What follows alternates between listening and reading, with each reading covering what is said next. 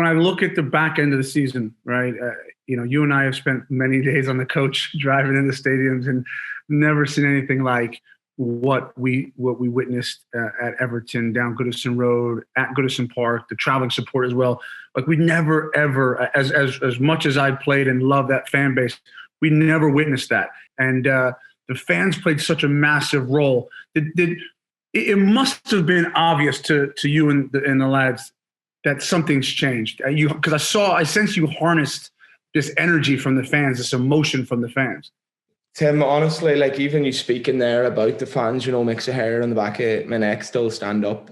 I think it was the Chelsea game we witnessed it first. And like you said, we've been on the coach together. I've been there for a long time now, but I've seen grown men, grown women. I've seen young boys, young girls, like singing so passionately about their football club. And I would lie if I didn't say I was emotional coming in myself, and I think, listen, we did realize the situation we're in. The training ground wasn't an upbeat type of place, but I think when you seen that reception, you realize, right, these are here to support us because of the situation that we're in, and they played a massive, massive part. And I'm not just saying that as cliche, or not saying that to keep the fans on side. What they've done in the last 6 weeks was absolutely incredible, and I think maybe even lads that I've been there a couple of years, and even myself, to be honest, you realise how big the football club is, of course you do, but lads that are just in the door, I don't think they would have realised it until they've seen that passionate fan base, the numbers that they come out. You'd swear we're challenging for the league or we're going to win a cup the way they come out to help us. But they really galvanised the group, and we'll be forever grateful, and they really pushed us over the line. Even games like, I think it was Leicester at home, Tim, where we weren't great. We ended up drawing 1-1, but we weren't great. We didn't play well, but there was no moans or groans. They just supported the team throughout. So massive credit to them. Yeah, and it doesn't come across as lip service. It comes across very, very palpable. I mean, the power of fans are incredible. You could actually see a group of people trying to will a team across the line. Like, that togetherness. There's so much indifference sometimes with fans and footballers, but the togetherness was just incredible. We're talking about your manager, Frank Lampard. I think that, when I played with you, you're just a kid, you're in the background. David Moyes starts yelling, you just kind of tuck around the corner and get behind everybody, and then we go. That's the progression of a leader. You're a leader. You're the club captain. You are the front-facing leader of this football club. And I just wonder how, when you are that person, you have to have the tough conversations with the manager. You have to have the personal, the intimate conversations, the private conversations. How has your relationship been with Frank Lampard? Do you know what? It's been great. It's been great. He's been a great player, but when he's come in, he's been great with all the lads. And I think it's been underestimated how good of a job that he's done as well, because, there's no getting away from it. We're on the floor, around the stage he came in. I think the club as a whole, the atmosphere, the mood, it wasn't good. So he's come in and we've had ups and downs results, but he's been incredible. But for my own personal relationship with him, it's not like I'm on the training ground every day chatting to him. I always see a manager as someone that I respect. When he speaks to me, I'll go speak to him, and then we have them conversations. But just about trying to get, the grip out of the situation, give my opinion on things, and he's humble enough as well, and no ego to understand I've been there for a long time as well. But he's been great, and I've really enjoyed working for him. I think all the lads have really enjoyed working for him, and I'm sure that he will be eager to start a pre-season.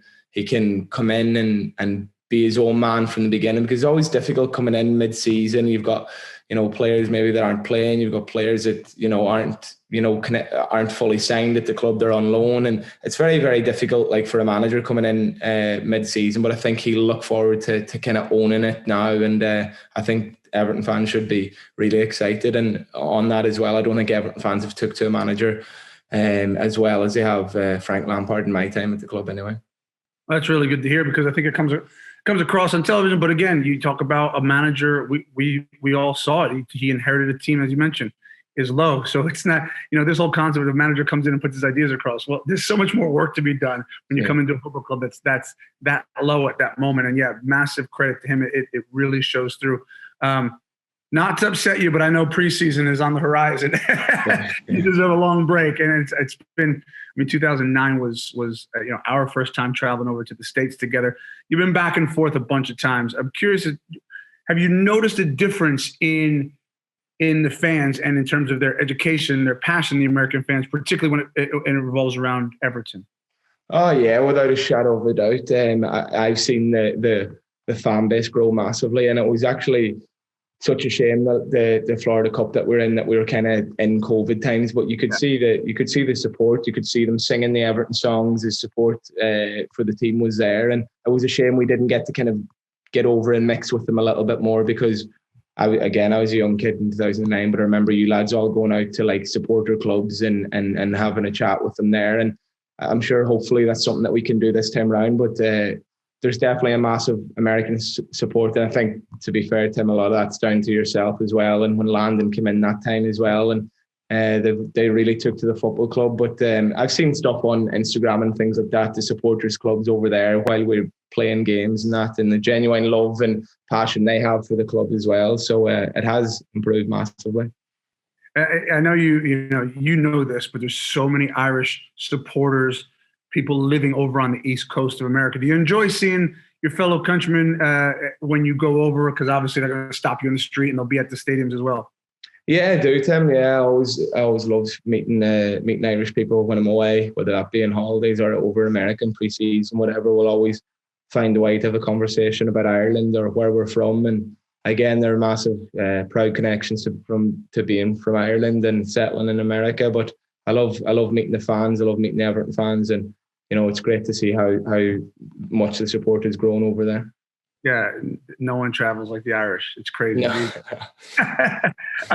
When you're in this cauldron, you're in this fishbowl, and everything is always talked about, and that's the Premier League, and that's why it's amazing. Yeah. But do you as a group enjoy coming over to the States, where one, people enjoy and respect seeing you, but you also are able to go to the shopping malls and restaurants and out around to the beaches and not really have people monitor you too much? Yeah, listen, it is. I've always loved going away to America on pre-season. Even when you were there, Tim, David Moyes used to take us to America in January time, sometimes depending on how the fixtures went. And I just love the country. I love going there. I've been with my brother a few times when we get some time off, New York for a few days. It's a great country. I think the people are very friendly in that. So I think it's good for the group as well, getting away to America, spending 7-10 days together, good weather, and training together, and get, as you said, whether it be going out for a bite to eat or going shopping or whatever, it's nice to switch off, and no one really cares or bothers to who we are. Really, you're kind of unknown over there at times. Yeah, I mean, we've always enjoyed it. I know it collectively as a group, and you're certainly one of the most humble human beings I know. If you bring some silverware to Everton, they'll build a statue for you as the captain. I'm just curious, with Frank Lampard and his pedigree, his championship-winning pedigree, his ability to have lifted so many trophies throughout his career. New season is about to start. Last year's in the past now. Is that still something that gets you going? The fact that what this fan base means and how much success drives them. Is that something that it still challenges you to try and lift silverware before you finish? Oh, listen, Tim, I know fans are probably sick hearing the same interviews from me when I talk about it, but I'm not going to change my opinion on that. My ambition and my aim is to win something at Everton Football Club. If it happens, it happens. Or if it doesn't happen, it doesn't. But you're in the game for a reason. I want to give my all, and wouldn't it be great to do something for this football club to win something? And I think like the scenes that we've seen the last 5-6 weeks, it shows like how amazing it would be for this football club. Realistic enough to know as well, Tim, that like the cup finals are always usually contested by, your Man City's, your Liverpool's, your Chelsea's, and it's very hard to compete against them because, they are really, really top teams. But, you've got to have belief and you've got to have hope. And, the manager was a winner as a player, and I'm sure now he'll be excited to start again in pre-season. But it's always a dream, always will be the dream. And in a way, this season could have galvanised the group, and it could be the best thing that's ever happened for us going forward. Obviously, I wouldn't have liked it to be as close as it was, but I think going forward, it can help us to go on and achieve these things. Amen to that. I don't disagree with you at all. Seamus, enjoy your time. Love to the family. Say hello to everybody. And I look forward to seeing you, bud. Thanks very much, Tim. Thanks a lot. Cheers, Seamus. Everton are coming back to the USA. Get your tickets now. Head to evertonfc.com/USA 2022.